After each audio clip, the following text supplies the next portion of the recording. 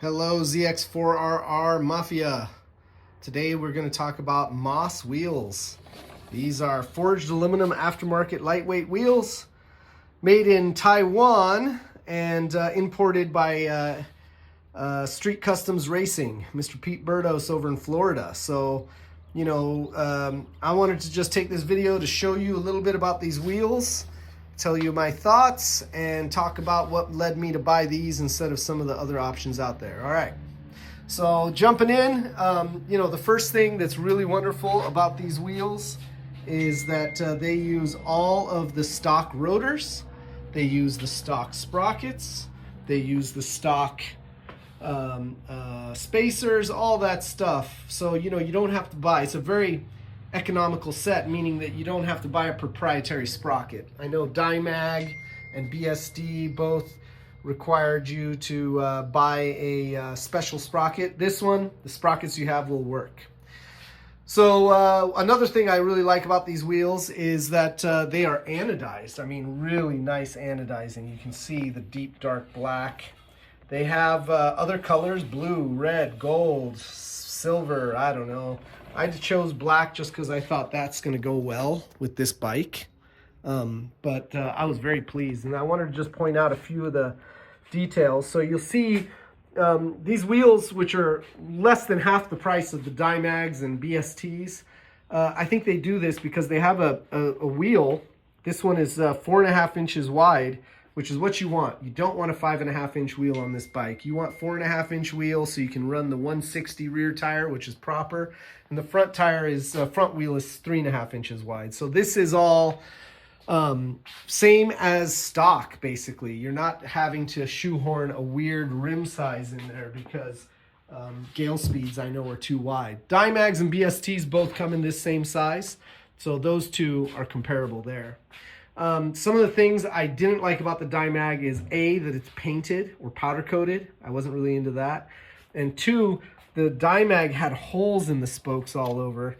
It just didn't look pretty to me. It just wasn't my style. So these have some very interesting machining. You'll see you have these kind of channels in the leading edge of the spoke, which is tapered with a radius on each end. And then on the back side of the spoke, it's like an inverse. It's a little ridge that comes out. It looks really nice. And, the lips of the barrel, really clean. On the inside of the wheel, there's some really nice ridges that help maintain bead placement when you're trying to mount the tire, and then also after you pop the bead and place it. So overall, I really am pleased for the money. These things were introductory price to me, well under, what you can get other wheels for. Basically, for the price of Dymags or BSTs, I can buy more than 2 sets of these. And so the weight savings in the front, just looking the wheel to wheel, apples to apples, no rotors, no titanium hardware, none of that stuff, I saved 1 pound in the front. On the back, same thing, no sprockets, no rotors, no nuts, because all my stuff's titanium and it skews the numbers a little bit.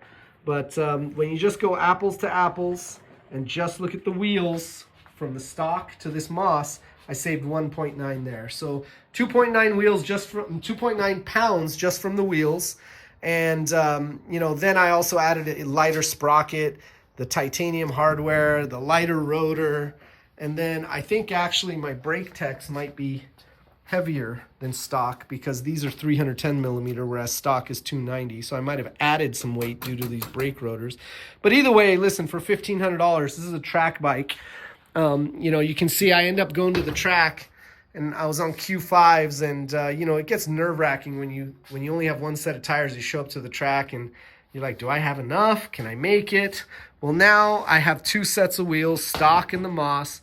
And I've also switched these Pirelli Diablo Superbike slicks. These are going to be nice. I think I've progressed to the point where I need them. I'm sliding around on the Q5s pretty good now. I started using tire warmers, so might as well just have slicks if I'm going to have tire warmers. These, surprisingly, the front Diablo slick, this is a SC1 compound soft. The front Pirelli was 1.4 pounds lighter than the Dunlop slick. That's a Sport Max slick in a 120/75. This is a 120/70. So, you know, 1.4 pounds there. In the rear, it was a little bit heavier, the Pirelli rear tire, than the Dunlop rear. But I was comparing it to a Q5, which had some wear on it. So I don't know. That's not conclusive. But either way, the combination of tires, sprockets, hardware, brake rotors, spacers, whatever, every little bit adds up. Grams add up to, you know, ounces add up to pounds. And when you opt for these wheels, you're going to save some weight, however much it is, depending on your configuration. But, you know, most of all, I think they look really pretty. If you want to see what the stock wheel, remember what it looked like, here's what it looks like. Has a very big central hub, and the spokes have this kind of triangular section in them. The hubs on the MOS wheels are much more petite, kind of smaller diameter. It looks really nice. So overall, I'm pleased. I'm going to link in the description if you're interested in a set of these. Pete Berdos over at Street Customs Racing is importing them, and he usually tries to keep them in stock. So these just got released, and you know, we better buy them before we get some tariffs.